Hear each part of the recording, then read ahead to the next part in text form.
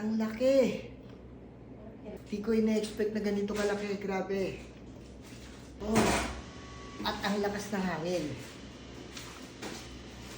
At may ilaw.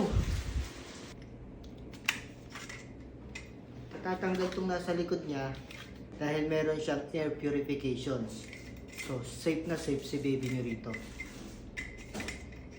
Wala siyang alikabok na malalanghap. Tapos ito, nandito sa likod, yung charging port. Promise, the best for the best.